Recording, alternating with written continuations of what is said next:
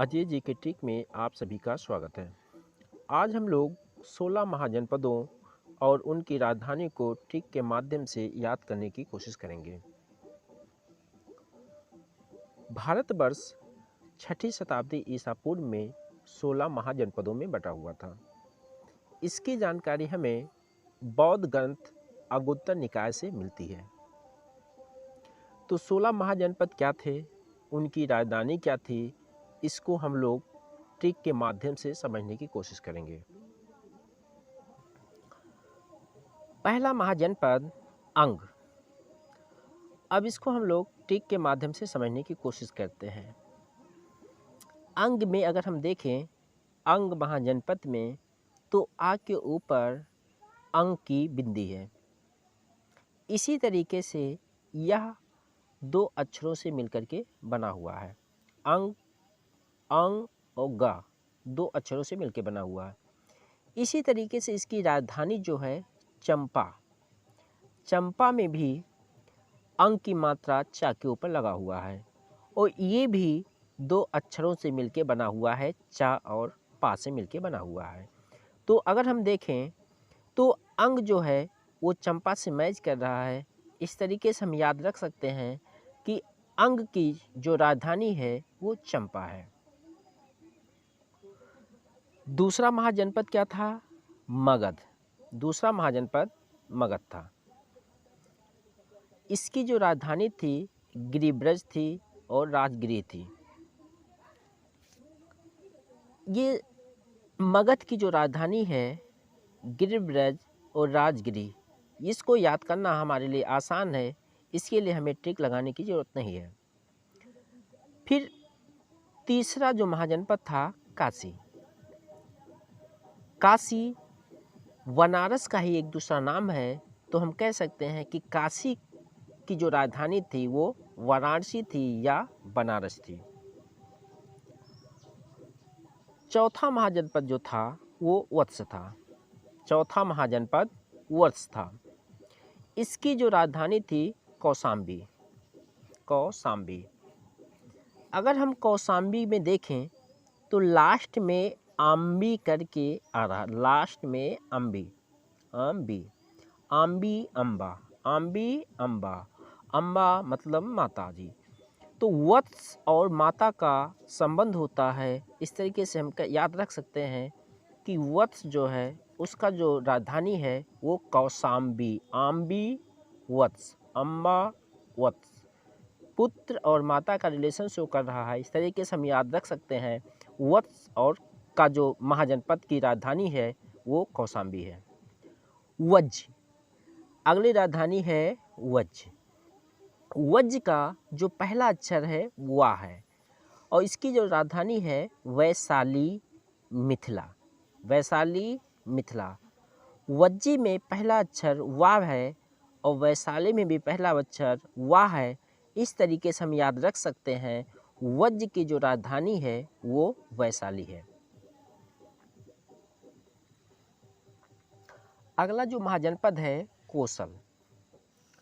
कोसल में अगर हम देखें तो कोसल में कोसना, कोसना, कोसना, श्राप देना, श्राप, श्रावस्ती। श्राप का श्रा जो है स्टार्टिंग में है, तो इस हिसाब से हम याद रख सकते हैं कोसना, श्राप देना, कोसल, श्राप, श्रावस्ती।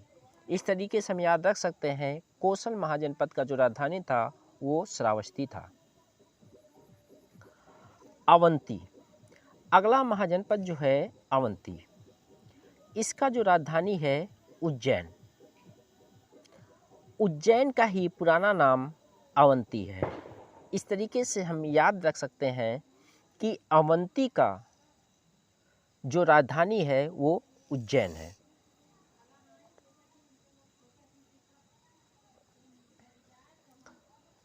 अगला महाजनपद जो है मल्ल और इसका जो राजधानी है कुशावती। इसको हम लोग ट्रिक के माध्यम से समझने की कोशिश करते हैं। मल्ल या हम ऐसे याद कर सकते हैं मल्ल युद्ध। मल्ल युद्ध ये कुश्ती का एक ही रूप है। तो कुश्ती तो यहाँ से अगर देखें हम लोग कुशावती में, तो कुश शब्द आया हुआ है, एक कुश्ती से मैच कर रहा है। तो इस तरीके से हम याद रख सकते हैं मल्ल युद्ध मतलब कुश्ती। तो मल्ल की जो राजधानी थी वो कुशावती थी। अगला जो महाजनपद है पंचाल। पंचाल और उसका जो राजधानी है अहिच्छत्र है। पंचाल की जो राजधानी है अहिच्छत्र। यहाँ से अगर हम देखें अहि मतलब होता है, अहिच्छत्र में अहि को अगर हम पकड़े यहाँ पे, तो अहि का मतलब होता है पथिक, पृथ्वी, सूर्य। सभी के अंदर क्या होती है, चाल होती है। पृथ्वी अपने अक्ष पे घूम रहा है, उसका कुछ ना कुछ चाल है। सूर्य भी मंदाकिनी का चक्कर लगा रहा है, उसका भी कुछ ना कुछ चाल है। पथिक अगर कहीं पे जा रहा होता तो उसका भी कुछ ना कुछ चाल होता है। तो पंचाल में देखें यहाँ पे लास्ट में चाल लगा हुआ है, और वही मतलब हो सकता है पृथ्वी हो सकता है, सूर्य भी हो सकता है, और पथिक भी हो सकता है। तो पथिक का भी चाल होता है, सूर्य का भी मंदाकिनी का चक्कर लगाने का कुछ चाल होगा, और पृथ्वी का भी अपने अक्ष पे घूमने पे या सूर्य की परिक्रमा करने का कुछ चाल होगा। तो इस हिसाब से हम याद रख सकते हैं पंचाल का जो राजधानी है वो अहिच्छत्र है। अगला महाजनपद चेदी है। इसकी राजधानी है शक्तिमती। चेद को अगर हम देखें तो इसका संबंध जो है चेद चांद, ये चेद शब्द जो है वो चांद से मिल रहा है, मैच कर रहा है। तो चांद के अंदर एक प्रकार की शक्ति है, गुरुत्वीय शक्ति है। तो शक्ति चेद चांद, चांद के अंदर एक शक्ति है। तो हम ऐसे याद रख सकते हैं चेद यानी कि चंद्रमा, और शक्ति यानी कि उसके अंदर गुरुत्वीय शक्ति है। तो हम याद कर सकते हैं कि चेद महाजनपद का जो राजधानी है शक्तिमती है। अगला जो महाजनपद है कुरु। इसका जो राजधानी है इंद्रप्रस्थ। तो कुरु को अगर हम इससे मिलता जुलता शब्द बनाएं तो कुरु पुरु, कुरु पुरु पुरंदर। तो पुरंदर मतलब इंद्र। कुरु से मिलता जुलता शब्द जो है कुरु पुरु या पुरंदर। तो पुरंदर का जो संबंध है वो इंद्र, इंद्र को ही पुरंदर बोला जाता है। तो हम यहाँ से याद कर सकते हैं इंद्र, कुरु पुरंदर, पुरंदर मतलब इंद्र। तो हम ऐसे याद कर सकते हैं कि कुरु का जो राजधानी है वो इंद्रप्रस्थ है। अगला महाजो जनपद है मत्स्य। मत्स्य मतलब मछली। पृथ्वी पे अगर कोई सबसे बड़ा प्राणी है तो वो है मछली। बड़ा प्राणी या सबसे बड़ा विराट जो है वो मछली है। तो मत्स्य जो होता है, मछली जो होता है, वो सबसे बड़ा विराट प्राणी है, विराट प्राणी है। तो हम ऐसे याद कर सकते हैं कि मत्स्य महाजनपद का जो राजधानी है वो विराटनगर है।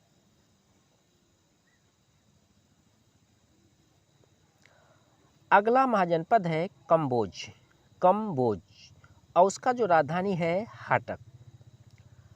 कम मतलब आना, और हाट, अगर हम यहाँ से हाटक में हाट शब्द पकड़ें तो इस हाट का मतलब होता है बाजार। तो कम मतलब आना, हाट मतलब बाजार, बाजार आना। या हम ऐसे याद कर सकते हैं बोझ बाजार, बोझ, बोझ यहाँ पे लास्ट में देखिए बोझ शब्द लगा हुआ, ये इसको अगर हम देखें तो दो शब्द बाजार शब्द से मैच कर रहा है। तो इस तरीके से हम याद रख सकते हैं इस बोझ का भी मतलब बाजार हो जा रहा है, यहाँ से हाट का भी मतलब बाजार हो जा रहा है। तो इस तरीके से हम याद कर सकते हैं कंबोज का जो राजधानी है वो हाटक है। अगला जो महाजनपद है सूरसेन। सूरसेन, सूरसेन इस तरीके से आप याद रख सकते हैं सूरदास कहाँ से संबंधित थे, सूरदास, सूरदास कहाँ से संबंधित थे, मथुरा से संबंधित थे। तो इस हिसाब से हम याद रख सकते हैं कि सूरसेन का जो राजधानी है वो सूरसेन का जो राजधानी था वो मथुरा था।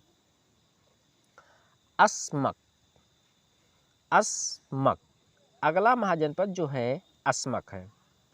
इसका जो राजधानी है पोटली।